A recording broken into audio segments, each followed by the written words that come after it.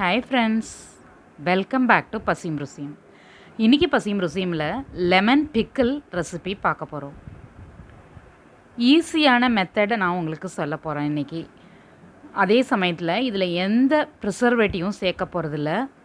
சூப்பராக டேஸ்டியாக நம்ம கடைகளெல்லாம் கிடைக்கிற மாதிரி ஊறுகாய் ப்ரிசர்வேட்டிவ் சேர்க்காமே நம்ம செய்ய போகிறோம். எப்படி செய்கிறதுன்னு பார்க்கலாம் வாங்க. தேவையான பொருட்கள் என்னென்னு பார்த்துடலாம். லெமன், மிளகாய், வெந்தயம், பெருங்காயம், உப்பு, மஞ்சத்தூள், நல்லெண்ணெய், அப்புறம் கொஞ்சமாக கடுகு. 8 லெமன் எடுத்திருக்கேன் இன்றைக்கி நான் ஊறுகாய் செய்ய.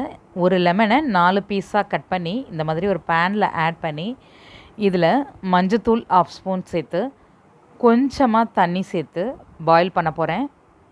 தண்ணி ஆட் பண்ணாமையும் பாயில் பண்ணிக்கலாம்.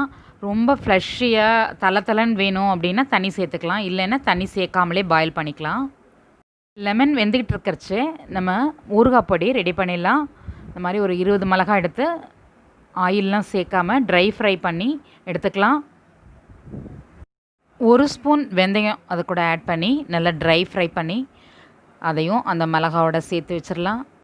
இப்போது கடுகு 1/2 ஸ்பூன் எடுத்து ட்ரை ஃப்ரை பண்ணிக்கலாம். எண்ணெய் 1/2 ஸ்பூன் சேர்த்து பெருங்காயம் ஒரு கட்டி எடுத்து ஃப்ரை பண்ணிக்கலாம். வறுத்த இன்க்ரீடியன்ஸ்லாம் நல்லா ஆறின பிறகு மிளகாயை தனியாக பவுட்ரு பண்ணி வச்சுருக்கேன். வெந்தயம், பெருங்காயம், கடுகு இது 3ஐயும் சேர்த்து தனியாக பவுட்ரு பண்ணி வச்சுருக்கேன்.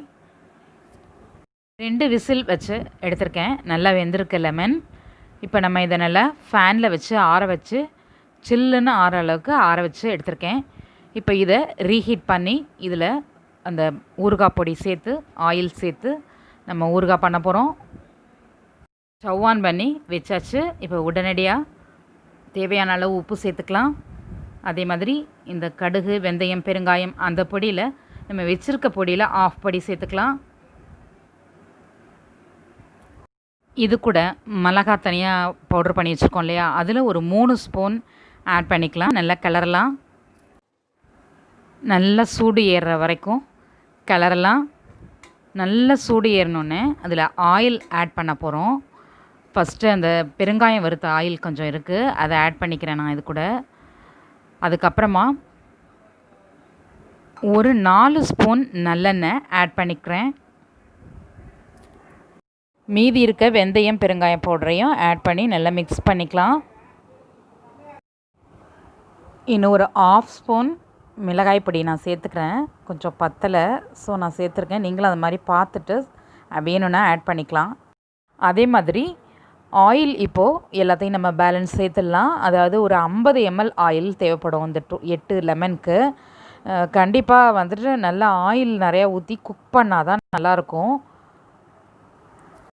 லெமன் ஆல்ரெடி குக் பண்ணிட்டோமே, அதனால் நம்ம சீக்கிரம் இறக்கிடலாம் அப்படின்னு சொல்லி நம்ம மசாலா ஆயிலெலாம் போட்டு சீக்கிரம் இறக்கிட்டோன்னா வீணாயிடும், ஊறுகாய் இருக்காது. ஸோ நல்ல செகண்ட் டைம் ஆயிலில் அது குக் ஆகணும். ஆயிலில் நல்லா குக் ஆகணும். இந்த மாதிரி ஊறுகாய் பதத்துக்கு வந்தோடனே ஒரு 15 மினிட்ஸ் ஆச்சு. இதுக்கு நம்ம எடுத்துடலாம். இப்போது இதை நான் நம்ம மிளகா, பெருங்காயம்லாம் வறுத்தோம் இல்லையா, அந்த பாத்திரத்துலேயே ட்ரான்ஸ்ஃபர் பண்ணி நல்லா ஆற விட்டுடலாம். நல்லா ஆறின பிறகு நம்ம பாட்டிலில் ஸ்டோர் பண்ணி வச்சுக்கலாம். ஒரு 20 டேஸ் 30 டேஸ் வரைக்கும் இது இருக்கும். கிளாஸ் பாட்டில் எடுத்து ஊறுகாய் ஸ்டோர் பண்ணியாச்சு.